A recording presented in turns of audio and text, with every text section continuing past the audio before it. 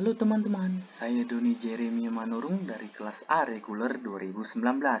Di sini kita akan belajar tentang Budi Utomo sebagai organisasi nasionalis pertama. Langsung saja kita membahasnya.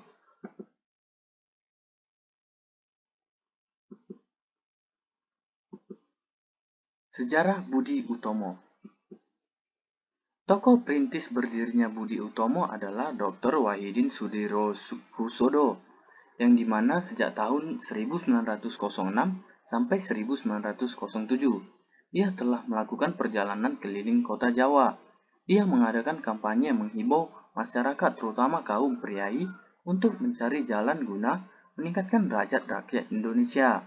Dalam perjalanan itu, tertentu dengan para pelajar Stovia dan memberikan dorongan kepada mereka agar membentuk suatu organisasi.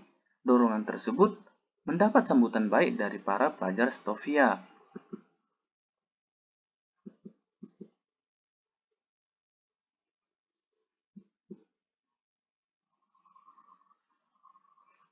Sebagai kelanjutannya, maka tanggal 20 Mei 1908, para pelajar Stovia di bawah pimpinan Sutomo mendirikan organisasi Budi Utomo. Organisasi Budi Utomo didirikan di Gedung Stovia, Jakarta, dan Sutomo ditunjuk sebagai ketua.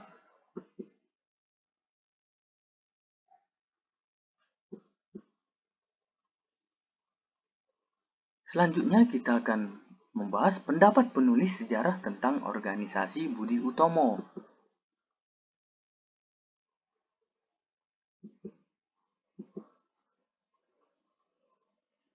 Pringo Digdo dalam buku Sejarah Pergerakan Rakyat Indonesia tahun 1949 halaman 12, yang dimana walaupun Budi Utomo perkumpulan buat seluruh Jawa dan oleh karena itu bermula menggunakan bahasa Indonesia sebagai persatuan, tetapi sudut sosial, Budi Utomo hanya menggunakan penduduk Jawa Tengah.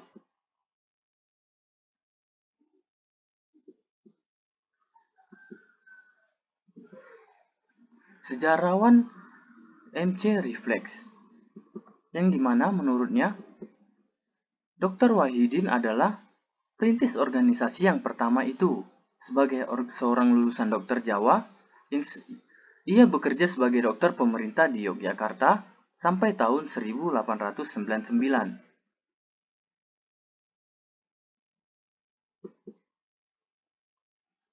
Budi Utomo pada dasarnya tetap merupakan suatu organisasi priai. Organisasi ini secara resmi menetapkan bahwa bidang perhatiannya meliputi penduduk Jawa dan Madura.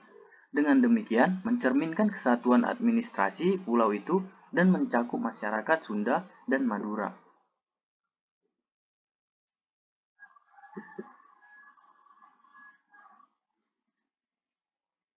Mari kita bertanya, mengapa organisasi Budi Utomo hanya beranggotakan suku Jawa dan Madura, dan mengapa juga ruang lingkup keanggotaannya banyak didominasi orang Jawa?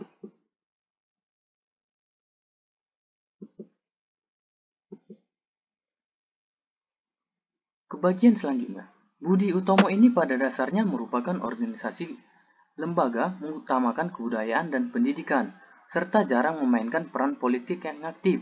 Boleh dikatakan bahwa Budi Utomo ini sudah mengalami kemerdekaan hampir sejak awal bermulaannya karena kekurangan dana dan kelangkaan kepemimpinan yang dinamis. Budi Utomo ini dasarnya merupakan lembaga mengutamakan kebudayaan dan pendidikan.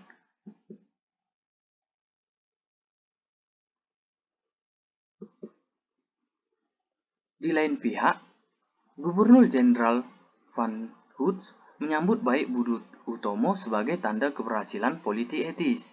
Pada bulan Desember 1909, organisasi tersebut dinyatakan sebagai organisasi yang sah oleh pemerintah Hindia Belanda.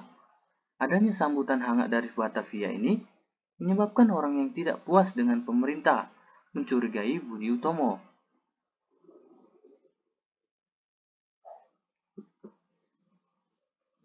Yang selanjutnya, pendapat Profesor Dr.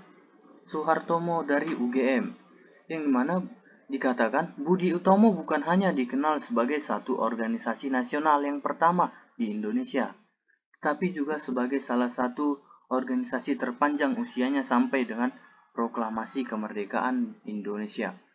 Budi Utomo lah penyebab berlangsungnya perubahan-perubahan politik sehingga terjadinya integrasi nasional. Maka wajarlah, kata Profesor, kalau kelahiran Budi Utomo tanggal 20 Mei disebut sebagai Hari Kebangkitan Nasional.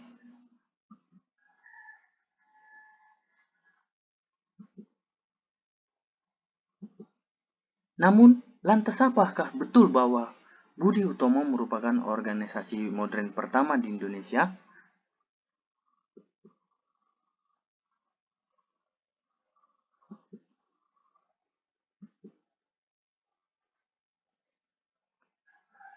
Budi Utomo merupakan organisasi pergerakan nasional yang pertama di Indonesia. Tujuan didirikannya Budi Utomo adalah memajukan pendidikan, pengajaran, dan kebudayaan.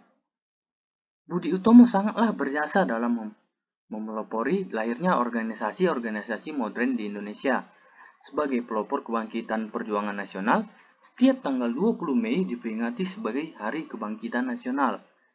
Yang tadi saya sampaikan, cobalah kita mencari jawaban pertanyaan yang tadi saya sampaikan mengenai mengapa hanya suku Jawa dan Madura saja yang bisa memasuki organisasi Budi Utomo. Dan pertanyaan kedua, apakah memang betul organisasi modern pertama itu adalah Budi Utomo? Itu saja pelajaran kita hari ini. Saya harap semua yang telah saya sampaikan dapat diterima oleh yang menonton video ini, dan juga untuk mencari jawaban-jawaban kritis yang tadi yang saya tanyakan itu. Terima kasih, saya Doni Jeremia Manurung, pamit undur diri.